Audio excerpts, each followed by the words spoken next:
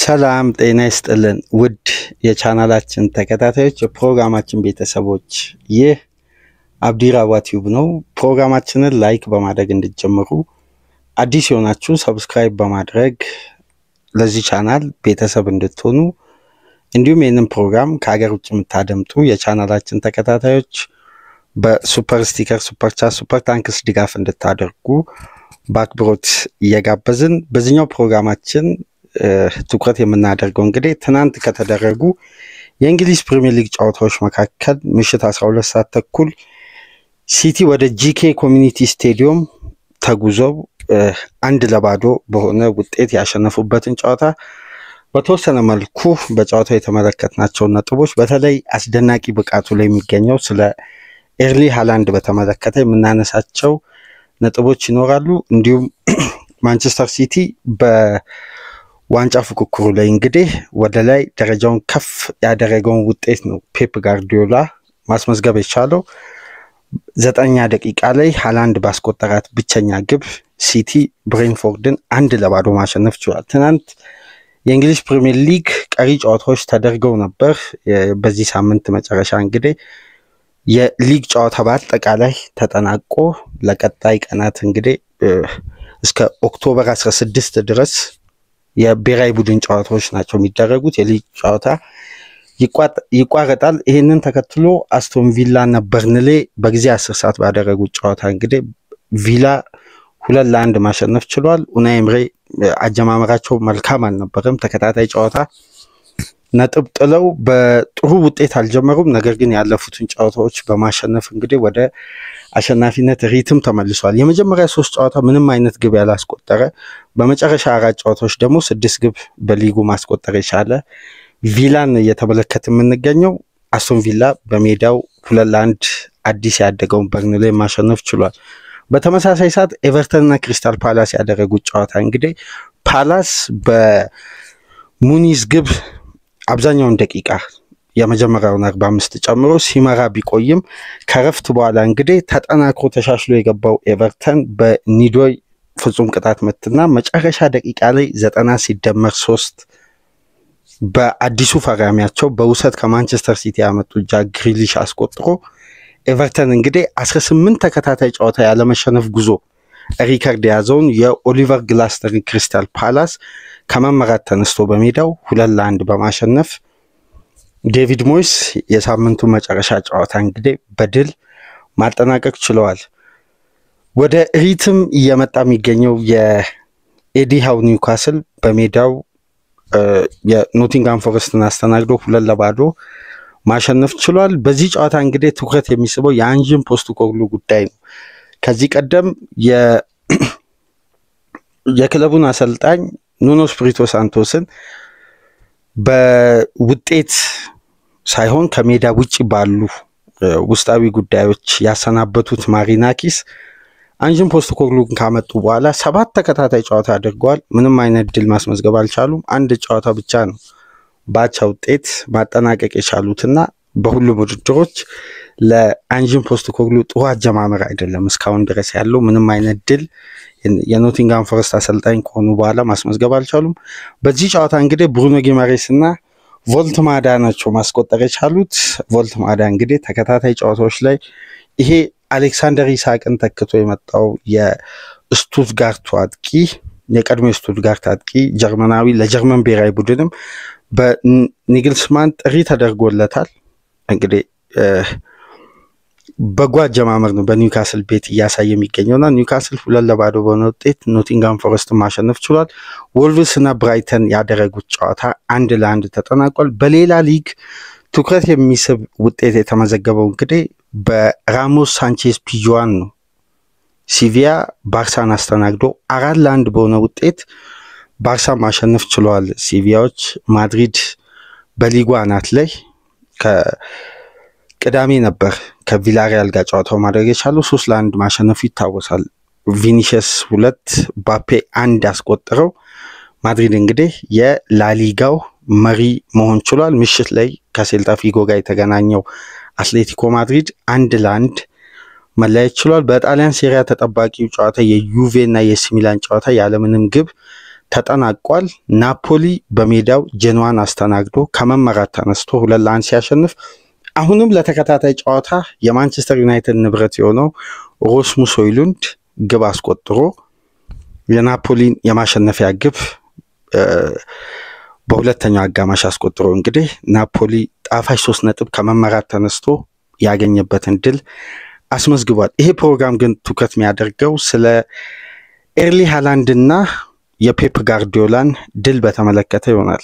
በተለይ የሃላንድ ግብ የማስቆጠር ሪከርድ ከጊዜ ወደ ጊዜ በጣም ከፍ እያደገ አሁን ይሄን አጥቂ ለመቆጣጠር በሚቸግር ደረጃ ትላልቅ ሪከርዶችን እያስመዘገበ ግብ የሚያስቆጥርበት መንገድ ደግሞ ካለፉት ጊዜያት ጣጣቸው ያለቁ ኳሶች ወደ ተጋጣሚ መጫወቻ ቦክስ ከተላኩ በኋላ የመጨረሻ የፊኒሺንጉ ታርጌት ነበር ሃላንድ።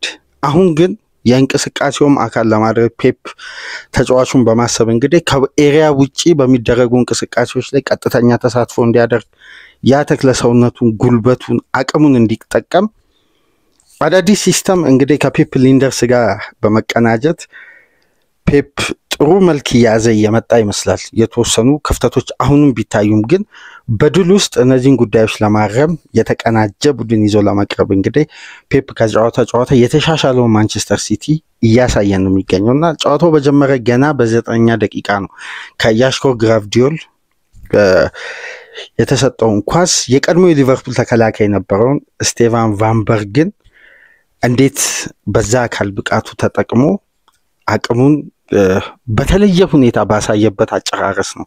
የትናንትናው ግብ በነገራችን ላይ ከሃላንድ ከሚያስቆጥራቸው ግቦች በባህሪ የተለየ ነው አጨራረሱ። ከዚህ ቀደም እንዲህ አይነት አጨራረሶችን አልፎ እንመለከታለን፣ ግን የመጨረሻ ፋይናል ሰርድ ያለቀለትን ኳስ የማግኘት እድሉ በጣም ሰፊ ነው። ይህንን በአንድ ወቅት እንደውም ኦፕታ በተጠናቀቀው የውድድር ዓመት ከሲቲ መዳከም ጋር ካነሳቸው ነጥቦች ወደ ሃላንድ የሚሻገሩ ኳሶች በዲብሮይን አካል ብቃትና ይሄ የማች ፊትነስ ክፍተት በቡድኑ ባላንስ ማጣትና እድሜ የብቃት መውረድ ጉዳት እነዚህ ችግሮች ተደማምረው ሃላንድ ለሲቲ እንኳን የማሸነፊያ መንገድ መሆን ያልቻለበት ሲዝን ነበር በማለት ይጠቅሱ ነበርና አሁን እንግዲህ እንደነዚህ አይነት ክፍተቶች እንዳይስተዋሉ ፔፕ አዲስ ስልታዊ አጠቃቀም ነው በሃላንድ በኩል እያስመለከተን ያለውና በተለየ ሁኔታ ነበር ትናንትና ብቸኛዋን ግብ ማስቆጠር የቻለው። እዛ ጋር ግን ፔሱን የተጠቀመበት መንገድ አካል ብቃቱን ፍጥነቱን የውሳኔው አቅምና አጨራረሱ የሚያስደንቅ ነበር። በነገራችን ላይ በሊጉ ሃላንድን ከዚህ ቀደም ከተለያዩ አጥቂዎች ጋር ያወዳድራሉ። እያንዳንዱ ጋዜጠኛ የራሱ የሆነ እይታ አለው። አሁን ሃላንድን ትክክለኛ የቦክስ 9 ቁጥር የሚሉ አሉ። ሌሎች አጥቂዎችን የተሟሉ አጥቂ ወይም የ9 ቁጥር አጥቂ በተለያየ ካታጎሪ ያስቀምጣሉ። አንዳንዱን ደግሞ በሄነሪ ስታይል የሚጫወት ይሄ ከተጋጣሚ የመጫወቻ ቦክስ ውጪ ኳሶችን ድሪብል አድርጎ የተጋጣሚን ተጫዋች ቀንሱ ከቡድን አጋሮቹ ጋር 1-2 ተቀባብሎ የማስቆጠርን ቴክኒክ በተለያየ እይታ ነው የሚያስቀምጡትና የተሟላ 9 ቁጥር አጥቂ ግብ አስቆጣሪ እያሉ አሁን ካታጎሪው ሰፊ ሆኗል። ከዚህ ቀደም ግን ሃላንድን የሚመስሉበት ትልቁ የግብ የማስቆጠር አቅሙን እንደ ቦክስ አጥቂ ተደርጎ ነበር የሚወሰደው። ምክንያቱም በአንድ የውድድር ዓመት ሪከርድ ግብ ሲያስቆጥር 86% እነዛ ግቦች የተቆጠሩት በተጋጣሚ መጫወቻ ቦክስ ነው። 56% የተቆጠረው ደግሞ የግብ ጠባቂ ትንሿ ቦክስ ውስጥ በመገኘት ነው እና እነዚህን ቴክኒኮችን በማንሳት ነውና አጨራረስ የግብን ብልት የሚያቅ አጥቂ ነው። በቦክስ ውስጥ የትኛውንም አጋጣሚ ወደ ግብ የመቀየር አቅም አለው በማለት የትናንትናው ግብ ግን በሃላንድ በኩል የተስተዋለው ሌላ አጨራረስ፣ ሌላ ኳሊቲ፣ ሌላ አቅም ያን ግዙፍ ሰውነቱን ተክለ ሰውነቱን ተጠቅሞ ጉልበቱን ፍጥነቱን በተለይ ደግሞ ቅልጥፍናው እዛ ጋር የሚያስደንቅ ነበር እና በግሩም ሁኔታ ነበር ሃላንድ ማስቆጠር የቻለው። ነገር ግን ከሰሞኑ ማንቸስተር ሲቲ ላይ በደንብ አስተውላችሁ ከሆነ ለምሳሌ አርሴናል ላይ ያስቆጠሩት ግብ በቢልድ አፑም ተሳትፎ አድርጓል። በቀጥታ የመጀመሪያ ፈርስት ቦል በራሳቸው የመጫወቻ ክልል ማሸነፍ የቻለው ሃላንድ ነው። ለቲጃኒ ራይንደርስ ኳሷን በማቀበል በፍጥነት ነበር ኤሪያሎችን አሸንፎ ወደ ፋይናል ሰርድ የገባው። ከዛም በኋላ በተጋጣሚ የመጫወቻ ቦክስ በአርሴናል ተገኝቶ ከአንድ ተች በኋላ በቀጥታ ነበር ማስቆጠር የቻለው። አሁን ሃላንድ ከቦክስ ውጪ ያለውን ተሳትፎ በተለየ ሁኔታ ፔፕ ከዚህ በፊት ያለ ኳስ በሚደረጉ እንቅስቃሴዎች ሃላንድ ጎዶሎ ነው በቡድን እንቅስቃሴ፣ ከኳስ ጋም ደግሞ በበለጠች ሲቲ ያጎላልና አማካዩ አንድ ስቴፕ ስራው ከፍ ይላል ከቀድሞ አስተሳሰብ የሚሉ ተቾች አሉ። ማለት ሃላንድ የእንቅስቃሴው ተሳታፊ ስለማይሆን ወይም እንደ ሐሰተኛ 9 ቁጥር ተጫዋች አማካይን ወርዶ የሚረዳ ተጫዋች አይደለም። ባይሆን ሁለቱን ሴንተር ባኮችን ሆልድ አድርጎ መያዝ የሚችል እና ተጋጣሚን በመከላከል ስትራክቸር በኩል በቁጥር እንዲያንስ ወደ ራሱ የመሳብን አቅሙን ነው የሚጠቀመው እንጂ ከኳስ ጋር የሃላንድ ቴክኒክ ለሲቲ ፍሉዲቲ አይሆንም የሚሉም አሉ። በዚህ ማሰብ እንስማማበት ደግሞ የተለያዩ የጨዋታ እንቅስቃሴዎች አሉ። ነገር ግን ያሁኑ ሃላንድ ካለፉት ጊዜያት ለየት የሚለው ከቦክስ ውጪ ባሉ እንቅስቃሴዎች በርካታ ተቾችን የሚያደርግ አሁን በሃላንድ ባልተለመደ መልኩ በተለይ በዘንድሮ ውድድር ዓመት ገና በሲዝኑ መጀመሪያ ስላስቆጠረው ግብ ነው እንጂ የሚነሳው ተጫዋቹ ከተጋጣሚ የመጫወቻ ቦክስ ውጪ የነካቸው ኳሶች በጣም በርካታ ናቸው ካለፉት ዓመታት።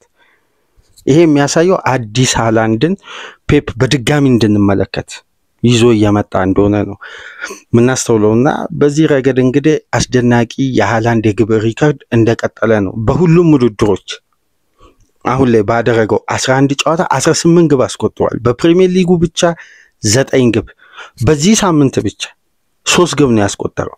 ከሞናኮ ጋር እንደምታስታውሱት ያለፈው ሳምንት በዩኤፋ ቻምፒየንስ ሊግ 2 ግብ ማስቆጠር ቻለ። የጨዋታውም ኮከብ ነበር።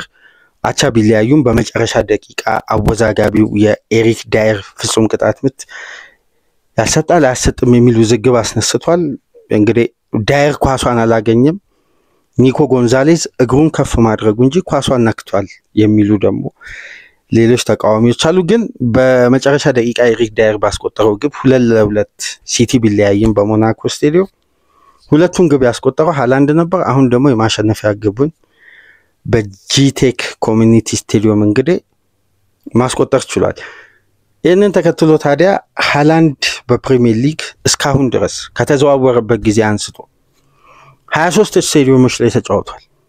ኢትሃድን ሳይጨምር 23 ስቴዲየሞች ላይ ተጫውቶ በ22ቱ ስቴዲየም ያስቆጠረ በእንግሊዝ ፕሪሚየር ሊግ ከ2000 በኋላ ብቸኛ ተጫዋች ነው። በ1995-96 የውድድር ዓመት ነው ለመጨረሻ ጊዜ እዚህ ሪከርድ ላይ አለን ሺረር ደርሶ እንግዲህ በተጫወተበት 23 ስቴዲየሞች ላይ በ21ዱ አለን ሺረር ግብ አስቆጥሯል። አሁን ኤርሊ ሃላንድ እንግዲህ ያን ሪከርድ በመስበር 23 በተጫወተባቸው ስቴዲየሞች ውስጥ 22ቱ ላይ ግብ አስቆጥሯል። በተናጥል በብቸኝነት እንግዲህ ሃላንድ ከተዘዋወረበት ጊዜ አንስቶ ግብ ያላስቆጠረው በአንፊልድ ብቻ ነው፣ ወደ የማንቸስተር ሲቲ ማሊያ ከለበሰበት ጊዜ አንስቶ። ነገር ግን በማንቸስተር ሲቲ ያለ የተመዘገበ ሪከርድ ነው እንጂ ከሲቲ በፊት ለምሳሌ በሳልስበርግ ያለ የምታስታውሱ ከሆነ በቻምፒየንስ ሊግ እግር ኳስ ሊቨርፑል አርቢ ሳልስበርግን አስተናግዶ 4-3 ባሸነፈበት ጨዋታ ክሎፕ ሚናሚኖን የማለመሉበት ጨዋታ ማለት ነው። በዛ ጨዋታ አንድ ግብ አስቆጥሮ ነበር ማይነስ የተደረገች ኳስ እና እስካሁን ድረስ ግን ወደ ማንቸስተር ሲቲ ከተዘዋወረ በኋላ ከዶርትመንድ ምንም ግብ ያላስቆጠረው በአንፊልድ ብቻ ነው። በሁሉም ስቴዲየሞች አስቆጥሯል። ከዚህ በፊት ጂቴክ ኮሚኒቲ ስቴዲየም ብቻ ነው እና አንፊልድ ሁለቱ ስቴዲየሞች ላይ ብቻ ነበር ግብ ያላስቆጠረው። አሁን እንግዲህ ብሬንፎርድ ስቴዲየም አስቆጥሯል። በብቸኝነት ያላስቆጠረው አንፊልድ ላይ ነው።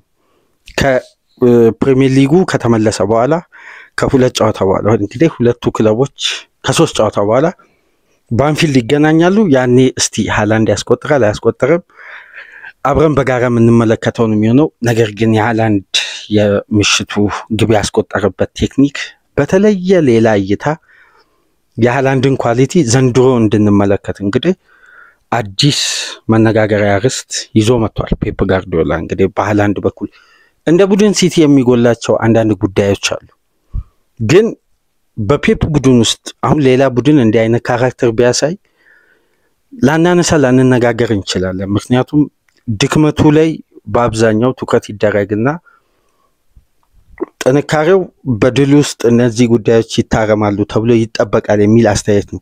የፔፕ ቡድን ግን የአሸናፊነት ስልቱን ሳይለቅ መሻሻል ካሳየ ፔፕን ለማስቆም በሊጉ በጣም ከባድ ነው።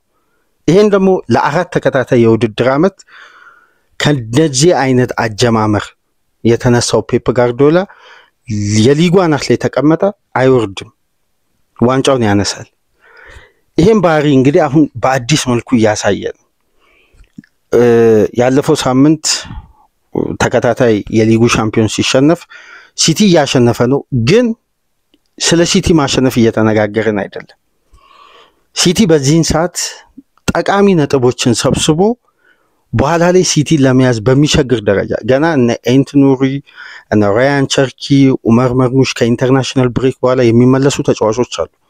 ከአንድ ጨዋታ ከሁለት ጨዋታ በኋላ አብዛኛው የሲቲ ተጫዋች ይሟላል። ስብስቡ በበቂ ሁኔታ ተሟልቶ የመቅረብ እድሉ ሰፊ ነው። አሁን ከኢንተርናሽናል ብሬክ መልስ ያኔ ሲቲን ለመያዝ ይቸግራል።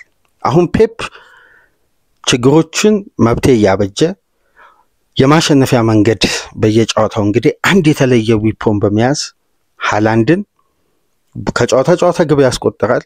የሃላንድ ግብ የማሸነፊያ ግብ ይሆናል።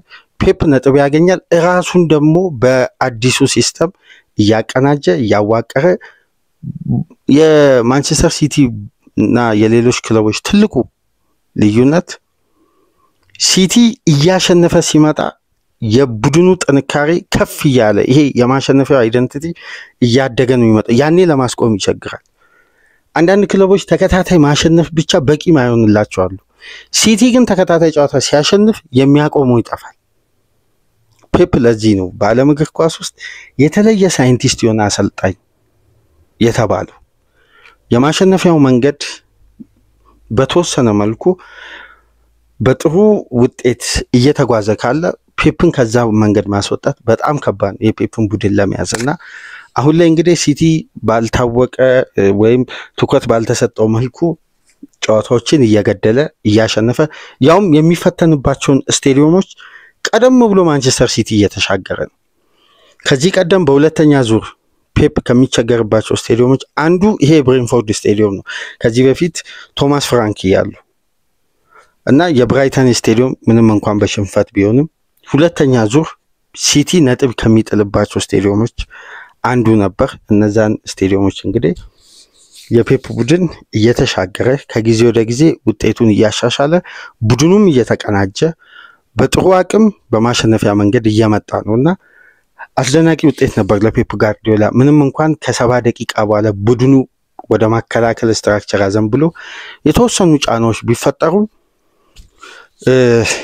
ወሳኙን 3 ነጥብ ግን ከፈታኙ ስቴዲየም ይዞ መውጣት ችሏል። በዚህ ጨዋታ እንግዲህ ከተፈጠሩ አጋጣሚዎች ከተመዘገቡ ሪከርዶች እስቲ የተወሰኑትን እንመልከት። በተለይ ትልቁ ሪከርድ በእንግሊዝ እግር ኳስ ታሪክ 250 የፕሪሚየር ሊግ ጨዋታ ለማሸነፍ አሰልጣኞች የፈጀባቸውን የጨዋታ ቁጥር ስንመለከትና ፔፕ ጋርዲዮላ የደረሰበት ቁጥር ፍጹም የተለየ ነው። ሰፊ የጨዋታ ልዩነት አለ። ይሄ ነው አሁን ፔፕ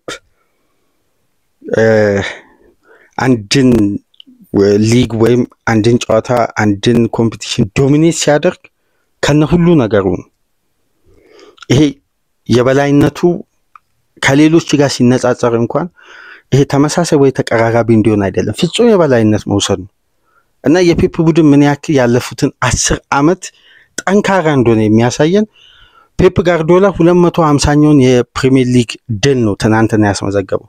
ለ250 ድል ፔፕ ጋርዲዮላ የፈጀበት የጨዋታ ብዛት 349 በፕሪሚየር ሊጉ ታሪክ ብቸኛ አሰልጣኝ 250 ድል ለማስመዝገብ 349 ጨዋታ ብቻ የፈጀበት። ትልቁ ሪካርድ የነበረው በመጀመሪያ የተያዘው በአርሴን ቬንገር ነበር በ423 ጨዋታ 250 ድል። ከዛም በኋላ እንግዲህ ይሄ ሪካርድ በከፍተኛ ሁኔታ ተሻሻለ የተባለው በሰር አሌክስ ፈርጉሰን ነው።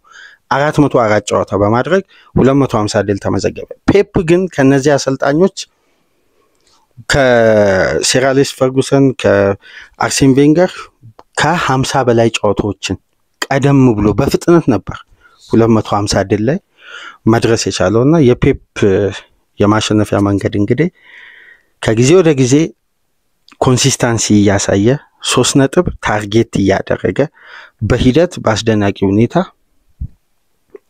እያደገ እንግዲህ ውጤቶችን እያስመዘገበ ነው የሚገኘው። በነገራችን ላይ በፕሪሚየር ሊጉ ታሪክ 2 አጋጣሚዎችን ብቻ ነው 2 ተጫዋቾች ግብ የማስቆጠር ሪከርድን ከኦክቶበር ቀደም ብሎ ማለት ኦክቶበር ከመጠናቀቁ በፊት 15 ግብና ከዛ በላይ ማስቆጠር የቻሉት አለን ሺረር 1992 እና 93 95 እና 96 ከዛም በኋላ ኤርሊ ሃላንድ ነው አሁን 18 ግብ አስቆጥሯል ገና ኦክቶበር ሳይጠናቀቅ። አለን ሺረር በወቅቱ ያስቆጠረው 16 ግብ ነው።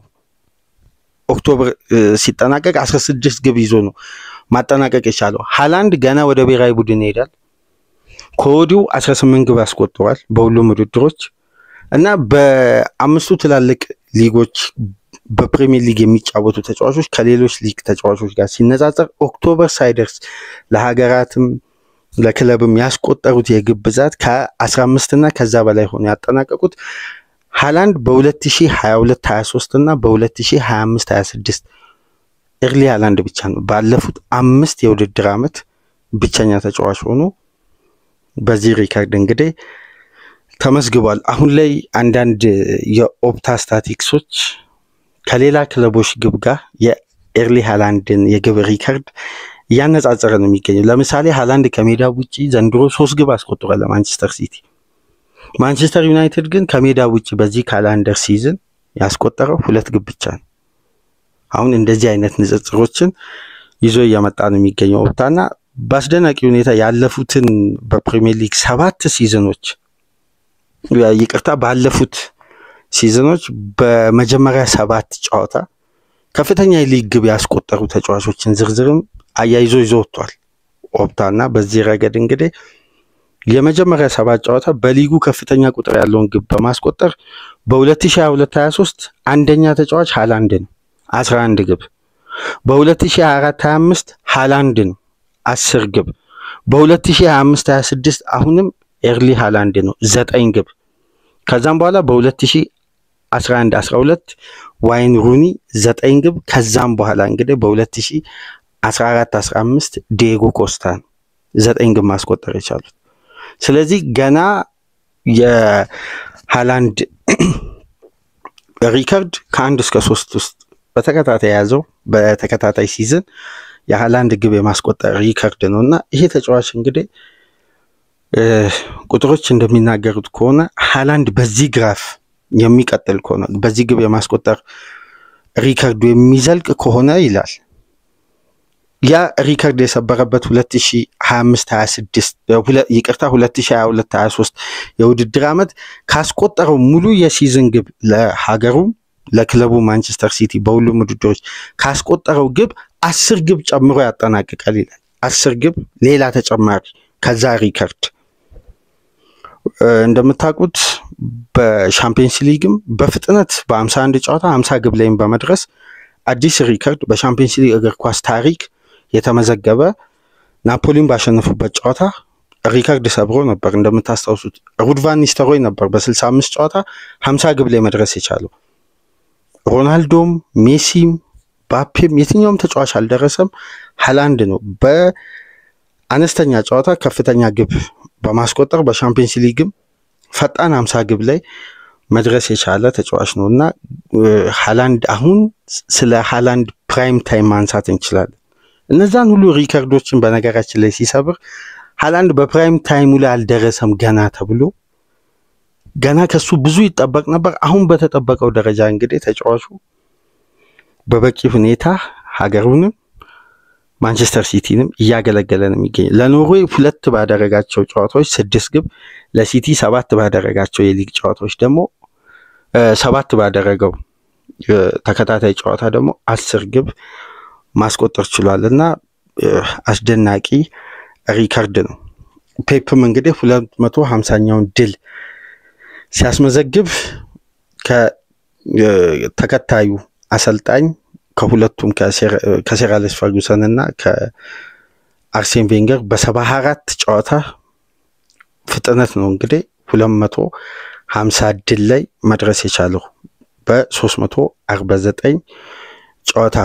በጣም ያስገርመው በፕሪሚየር ሊግ ትላልቅ ሪከርዶች በዚህ የጨዋታ ብዛት 250 ድል በማስመዝገብ ዴቪድ ሞይስ 250 ድል ለማስመዝገብ የፈጀበት ጨዋታ 679 ጨዋታ ነው።